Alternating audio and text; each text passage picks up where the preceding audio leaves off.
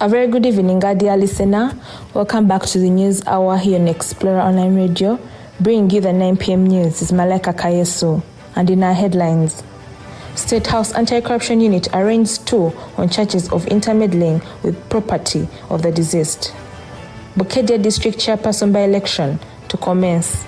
Animosity between Besigye and Nandala over FDC's next party president worsens. And Sudan's 7-day ceasefire starts today. Here's the news in details. State House Anti-Corruption Unit, together with the CID, have arraigned Sekamanya Geoffrey and Musije Vincent before the Masaka Chief Magistrate Court on charges of intermeddling with property of the deceased, forgery, uttering false documents, malicious damage to property and conspiracy to defraud. The accused and others still at large conspired and forged documents allegedly from the Administrator General, which they used to divide the Chibanja of the late Katergaya Fesi of Somalia Village, Masaka District. The 2 also destroyed coffee and banana plantations of residents in the area. The Electoral Commission has released the program for conducting the by-election of chairperson in Bukedea District.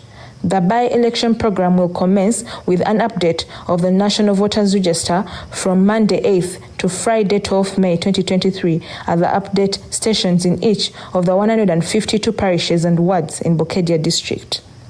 During the electoral program, the Commission will also fill positions of councillors in local government councils in the district where vacancies exist. UNRA Executive Director Allen Catherine Kagina has confirmed that Kabalekso Road has been temporarily closed following serious cracks in the road at Hamura, which have been caused by a landslide following a week of heavy rainfall. According to Kagina, the damaged spot is found in Hamura Town Council at the junction with Kanungu District in Rwanda East constituency, and no heavy vehicle can now cross the spot. Honorable Henry Aliganyira Musasizi, the Member of Parliament for Rwanda East, stated that he already learned about the disaster and has contacted UNRA to take immediate action before human lives are lost. Hostility between Nandala Mafabi and Dr. Besigye's factions has grown enormously to a point that a meeting was held to try and bridge the gap in FDC with varying intentions as to who should be the next party president and flag bearer in the upcoming elections.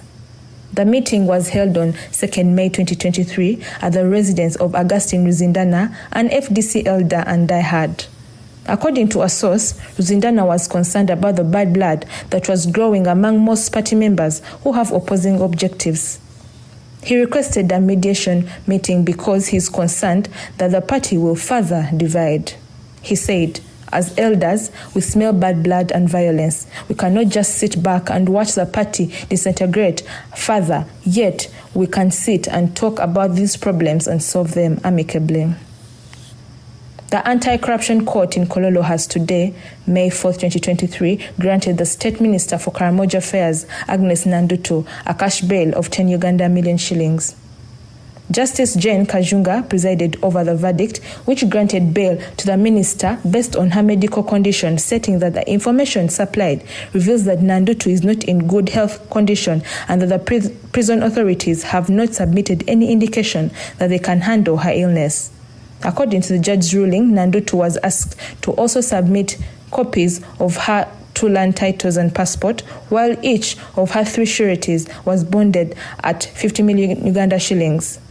One of the sureties was also asked to submit a land title.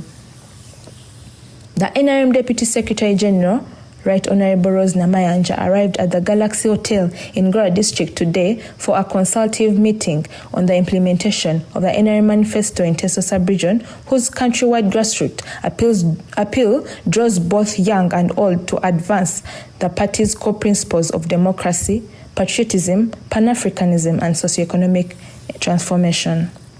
Honorable Namayanja's objective is to monitor the progress of implementation of programs and key priority areas in the region.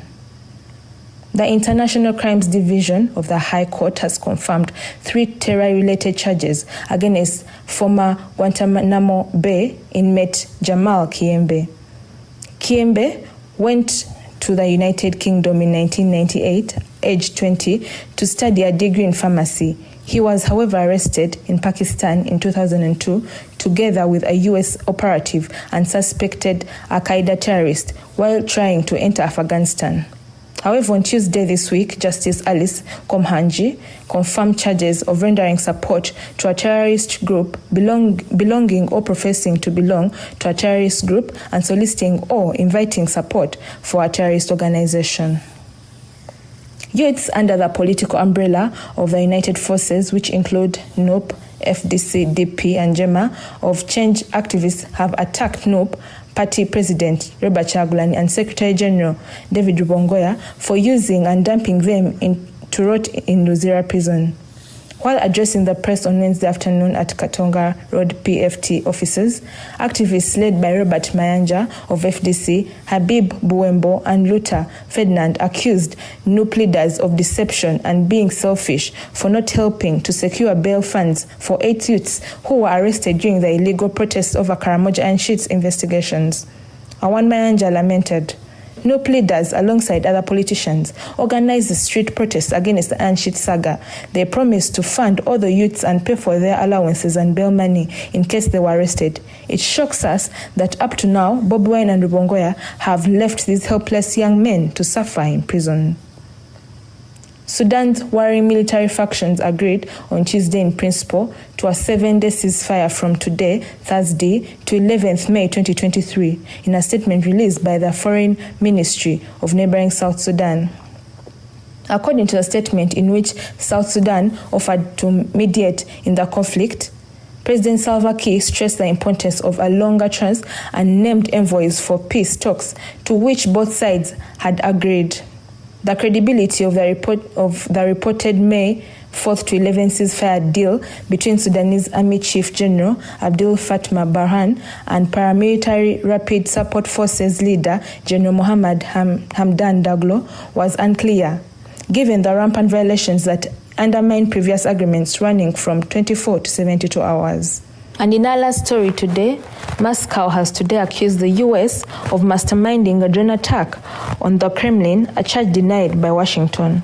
According to Kremlin spokesman Dmitry Peskov, Ukrainian sabotage on Russian territory had reached unprecedented momentum.